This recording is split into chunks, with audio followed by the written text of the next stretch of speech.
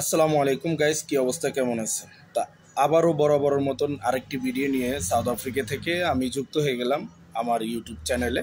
তো কে কোথায় থেকে দেখছেন অবশ্যই কমেন্টে জানাবেন, আর যারা আমার ভিডিওগুলো দেখে থাকেন অবশ্যই লাইক কমেন্ট করে আমার চ্যানেলটি সাবস্ক্রাইব করে রাখবেন অবশ্যই, যেন এরকম সাউথ আফ্রিকার সম্বন্ধে যেন ভিডিও আপনারা যেন পেয়ে যান বা সাউথ আফ্রিকার সম্বন্ধে যেন জানতে পারেন। তো সাউথ আফ্রিকাতে একটাই কমপ্লেন, মালিকদের কিংবা দোকানদার যারা এখানে আছেন, দোকানের বস, তারা একটাই কমপ্লেন যে কয়েকটা আছে, তার মধ্যে বিশেষ করে একটাই যে কর্মচারীরা সবসময় দোকানে যখনই বসে তখনই তারা ফোনে কথা বলে, নয়তো মোবাইল টিপাটিপি করে। দেখা যাচ্ছে বেশিরভাগই সময় মোবাইলে সময় দিচ্ছে। তো মালিকরা যখন এগুলো দেখে তখন কিন্তু তারা এগুলা নিতে পারে না, তারা এগুলো নিয়ে কর্মচারীদের সাথে বকাবকি করে।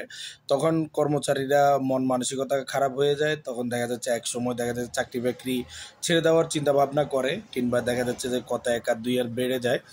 তো আমরা যারা সাউথ আফ্রিকাতে থাকি বা যারা আসতে চাচ্ছেন তারা অবশ্যই এই মন মানসিকতাটা অবশ্যই ঠিক রাখবেন যে দোকানদার দোকান করা চলাকালীন আপনাকে অবশ্যই মোবাইল থেকে বিরত থাকতে হবে, কেননা এটা আপনার জন্য ভালো।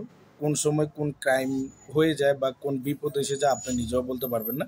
তো যেখানেই দোকানদারি করেন চেষ্টা করবেন কাস্টমার আসা মাত্রই যেন মোবাইল থেকে টিপা থেকে বিরত থাকেন, তাইলে সবচেয়ে ভালো হবে। কেননা কাস্টমার এই দেশের মানুষ, আপনি যখন রেসপেক্ট না করবেন তখন তারা কিন্তু মাইন্ড করবে। তো চেষ্টা করবেন তাদেরকে রেসপেক্ট করার জন্য, সম্মান জানানোর জন্য। তাদের সাথে হাই হেলো করবেন, যত বেশি করবেন তত বেশি তারা উৎসাহিত হয়ে আপনার দোকানে আসার চেষ্টা করবে। তো অনেকগুলো আছে আসলে প্রবলেম, তো আসলে এক ভিডিওতে সবগুলো বলে শেষ করা যাবে না। এরকম আরও ভিডিও পাবেন, আরও প্রবলেমগুলো নিয়ে আপনাদেরকে জানাবো। যারা আসতে চান তারা অবশ্যই এই জিনিসগুলো মাথায় রেখে এবং সাউথ আফ্রিকার বিষয়গুলো অবশ্যই জেনে বুঝে আসার চেষ্টা করবেন। কেননা চেষ্টা করবেন যেখানে চাকরি করবেন লং টাইম করার জন্য। ভালো থাকবেন, আল্লাহ হাফেজ।